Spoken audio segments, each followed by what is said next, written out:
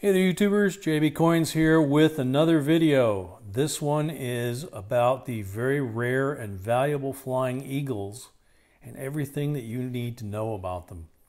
This is a suggested video by our subscribers Jay and Native Chix Coin'z. They had multiple questions, and our goal, rather than list all the questions, is to answer all the possible questions in this video for them and for you. Also, please stick around to the end where we will tell you which coin out of this series sold for the highest amount and for how much. And if you're new to the channel, please subscribe and hit the notification button so you'll be notified whenever we post a new video, live stream, or have a giveaway. Also, check out our link down below this video and in the upper right hand corner to our website and store, jbcoinzinc.com, where we have the coin lists and links to helpful products we use that you can buy from those links. So, small cents, as flying eagles are known by, they were the first small cents after large cents. They came out in 1856, ran till 1858.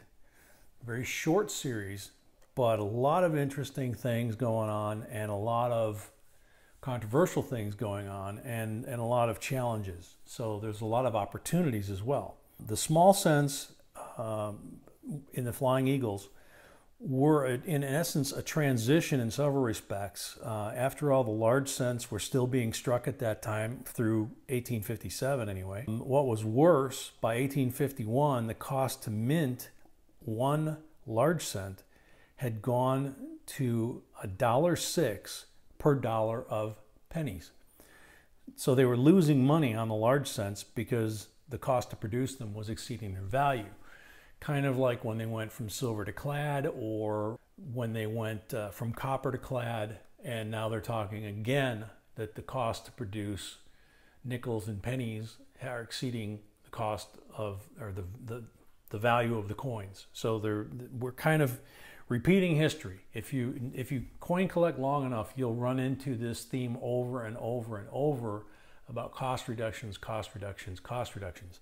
This was a perfect example of where the cost, the excessive cost to make these coins led to the Flying Eagle cents being made, and at the same time gave justification, cover, and an excuse to the mint director. The mint director at the time was named James Snowden. Mr. Snowden decided that he was going to strike a small cent of 88% copper and 12% nickel at a weight of 4.67 grams. Now, the large cents used to be 10.89 grams and composed of pure copper beginning in 1795. Now, the interesting thing is they went from pure copper after 60 years and suddenly came up with this percentage of 88% copper and 12% nickel. Well, it wasn't an accident. Snowden didn't choose this mix, just, pull it out of the air, and he didn't consult with anybody. He was, however, being heavily lobbied by a gentleman by the name of Joseph Wharton. And Mr. Wharton, at the time, owned all the nickel mines in the United States.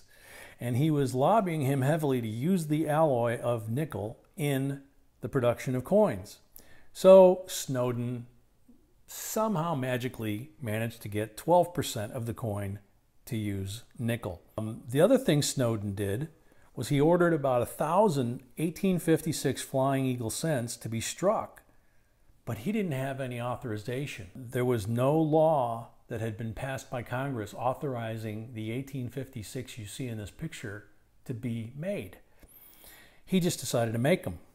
Therefore, from a legal standpoint, all 1856 flying cents may be considered to have been illegally struck and issued, just like the 1804 silver dollar and our buddies the 1913 Liberty Head nickel, or V-nickel, or the 74 aluminum penny.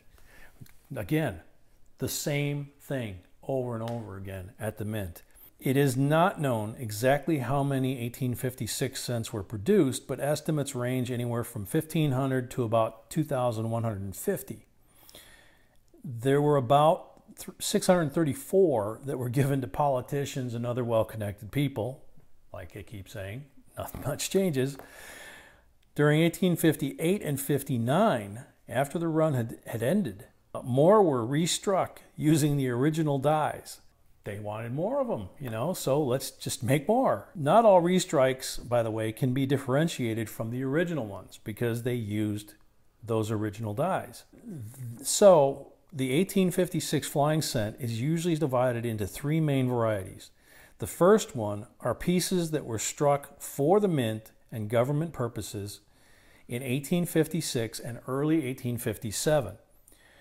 Then the second category is the first restrikes of 1858, which were sold to collectors. And the third is the questionable second restrikes of 1860. Then comes 1857. These are the first legitimate flying eagles. We'll get into that. It has many varieties. It's very interesting because these are the rare, some people say style of 1856 variety, which has a squared O in of and other diagnostics, and the so-called regular variety. Now the picture we're showing you is from a book by Richard Snow, which we strongly recommend if you want to collect flying eagle and Indian head scents. You've got to have these books. We have his book in our featured section of our website. You can just scroll all the way to the bottom of the website and you'll see these two books. Other minor varieties also exist in 1857, and proofs as well as uncirculated business strikes exist. The 1857 issue was made legal by the act of Congress authorizing their production on February 21st of 1857. So unlike the 56s, they actually were officially authorized. They were real currency and legal to own. They were so popular with the public that they were saved in large quantities. And they were so popular that the mint actually put booths, sales booths, in the yards out in front of the mints to sell coins directly from the mint to the public. That's how high the demand was for these coins in 1857.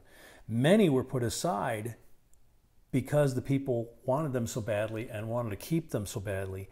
And that's why it's not hard at all to find them today in high grades, because so many people bought them at the mint and put them away. The production of flying eagle scents continues into 1858. There are two popular major varieties in that year, the large letters and small letters. They are actually reasonably easy to identify. The difference in the lettering in the AM of America is obvious.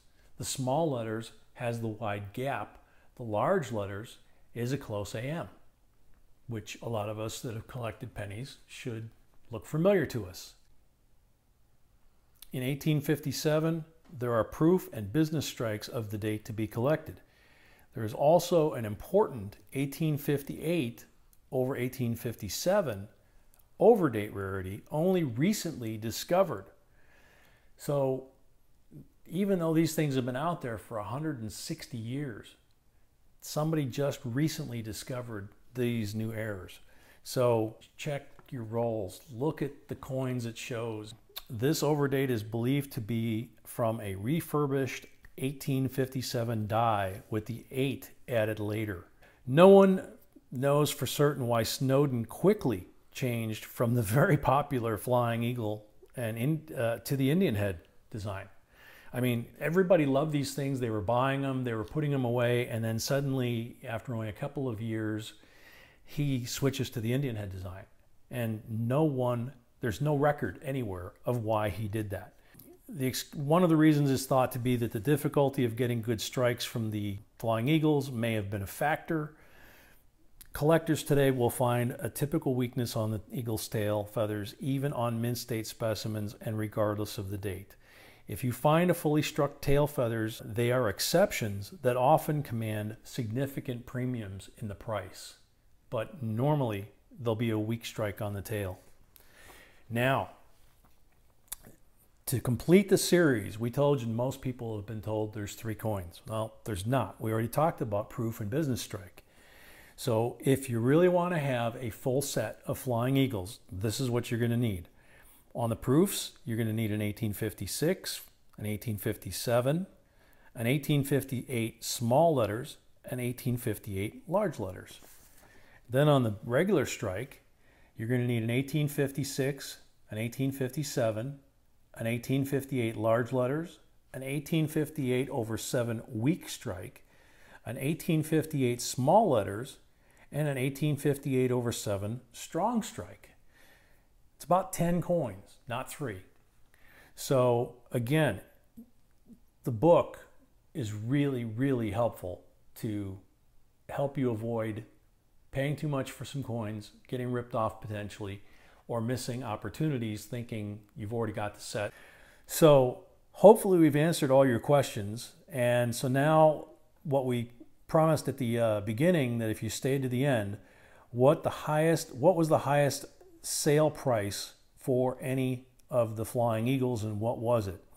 Well, ironically, it's what you see in front of you. It's an 1856 flying eagle. The highest sale was an MS-66, which is the highest grade known.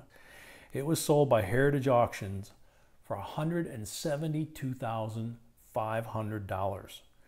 So with all of the drama, politics, controversy, errors, varieties, unknown quantities of production, all packed into a 3-year production run, you can see why a lot of collectors are really, really into these coins. So hope this helped. Hope this taught you a lot of things about the flying eagles that you didn't know about. Everybody thinks they're just a couple years of, plain coins, no big deal. There obviously is a lot more there to it. Please remember to check below this video, leave comments, tell us how you like it, whether we did a good job on this video or not. Please continue to like, share, subscribe, hit the notification button so that when we post up a new video or do a live stream, especially if we do one out of cycle, you'll get notified and you won't miss anything. Thanks for watching, and hopefully you enjoyed it. So till next time, J&B signing out.